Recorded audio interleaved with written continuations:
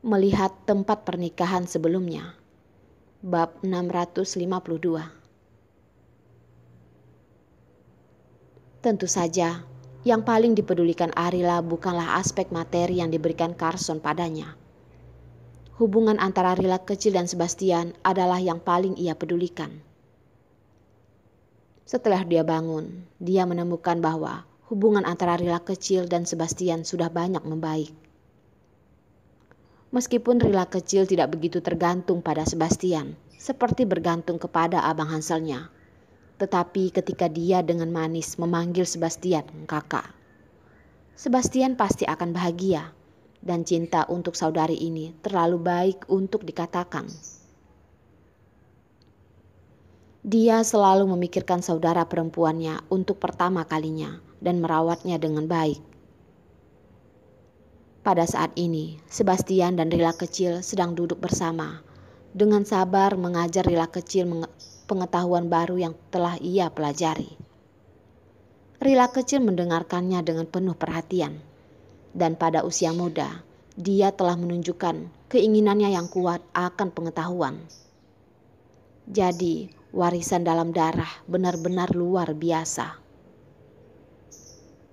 Meskipun Rila kecil adalah seorang gadis, dia mewarisi IQ tinggi ayahnya dan belajar segalanya dengan cepat di usia mudanya.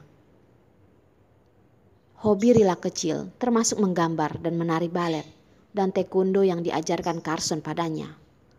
Semua yang dia pelajari sangat bagus dan sering dipuji oleh gurunya.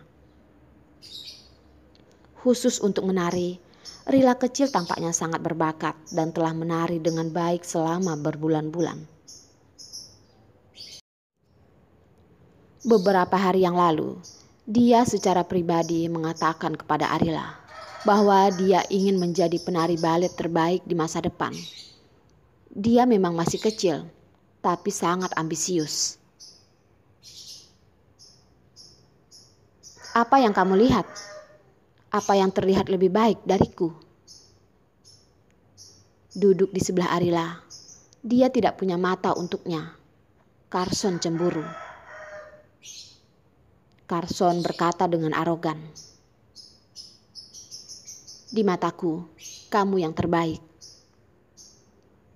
Tentu saja, yang dia maksudkan adalah bahwa Arila terlihat baik di matanya.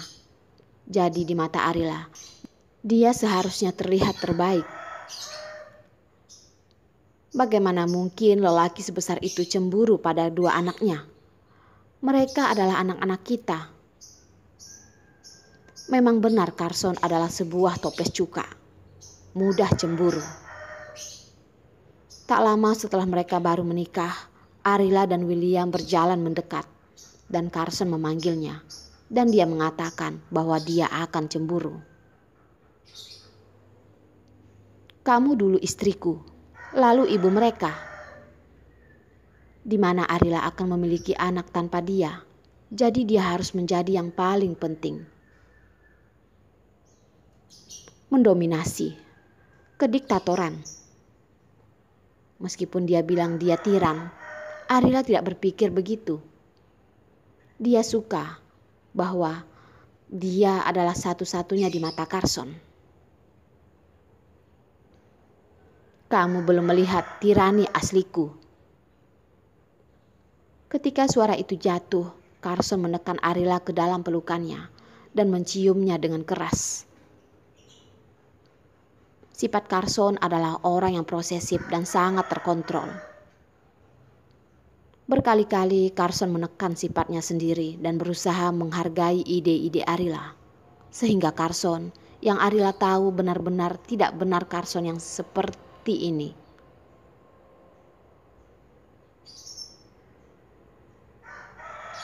Semua anak ada di sini, jadi jagalah sikapmu. Arila berhasil mendorong Carson, terengah-engah. Carson mengaitkan bibirnya dan beberapa di antaranya masih belum selesai. Kadang-kadang anak-anak cukup menarik perhatian. Rila tidak. Suara marah Rila kecil datang. Ayahnya berkata di belakang punggungnya bahwa dia adalah pencari perhatian. Untungnya dia mendengar bahwa dia akan marah kepada ayahnya. Dia menggunakan jari manisnya dan menghitung lagi. Rila akan marah pada ayah selama 2 jam. Apakah Rila benar-benar marah pada ayah? Carson terlihat sangat terluka dan berkata lagi, "Ayah akan sangat sedih." Rila kecil hanya terdiam. Ini benar-benar rumit. Setiap kali ayahnya seperti ini, ketika dia berkata akan marah kepada ayahnya akan membuat penampilan yang sangat menyedihkan. Dia mencintai ayahnya dan dia tentu tidak tahan kesedihan ayahnya. Tidakkah Rila akan menghibur ayah? Ayahnya melakukan kesalahan yang mengatakan sesuatu, seolah-olah Rila kecil membuatnya marah. Rila kecil selalu pintar, tetapi dia hanya seorang anak-anak. Di mana bisa melawan ayahnya? Mengetahui bahwa ayahnya berpura-pura menyedihkan, dia berlari ke dada ayahnya untuk memeluknya dan menawarkan ciuman. Mendapatkan ciuman dari putrinya secara alami, Carson juga memberinya ciuman. Pertengkaran ayah dan gadis itu menghilang begitu saja. Arila menyaksikan interaksi antara ayah dan anak, dan wajahnya penuh senyum. Dia memiliki Carson dan Rila kecil dan mengadopsi Sebastian. Dan dia tidak punya apa-apa untuk diminta lagi dalam hidupnya. Hanya saja, dia masih akan berpikir rakus. Jika dia masih bisa memiliki 2 anak Carson, itu harus lebih baik. Tapi, dia tidak ingin kehilangan anak itu. Semakin dia berpikir, semakin dia merasa tertekan dan tidak bisa merusak suasana hati keluarga yang baik. Setelah penerbangan yang panjang, pesawat mereka mendarat di bandara terdekat dengan Laut Egan. Setelah turun, mereka naik mobil khusus untuk menjemput mereka dan langsung menuju tanah suci romantis Laut Egan. Di pesawat, Arila tidak tenang dengan kedua anaknya. Dia selalu khawatir tentang di mana mereka menabrak. Untuk menjaga mereka, dia sendiri tidak beristirahat dengan baik. Jadi, dia kelelahan setelah tinggal di hotel. Tetapi dia tetap semangat dan merawat 2 anaknya terlebih dahulu. Jadi Arila memutuskan untuk membawa Rila kecil bersama. Setelah membawa Rila kecil dan secara alami pasti akan membawa Sebastian, Arila masih berharap bahwa dia dapat benar-benar adil kepada anak-anaknya, supaya Sebastian tidak merasa dia diasingkan karena anak angkat. Dalam perjalanan, Carson harus merawat 2 anak. Arila tidak mau. Dia masih harus bekerja dan merawatnya. Bagaimana dia bisa merawat anak-anaknya? Watak Arila keras kepala, dan hal-hal yang dia putuskan sulit diubah. Carson mengenalnya, jadi dia harus mengalah kepada Arila. Selama dia tidak melakukan apapun yang menyakitinya, Carson akan melakukan apa yang dia inginkan.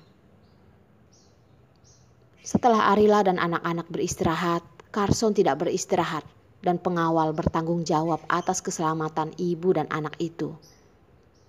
Dia pergi melihat-lihat ke tempat di mana pernikahan itu akan diadakan.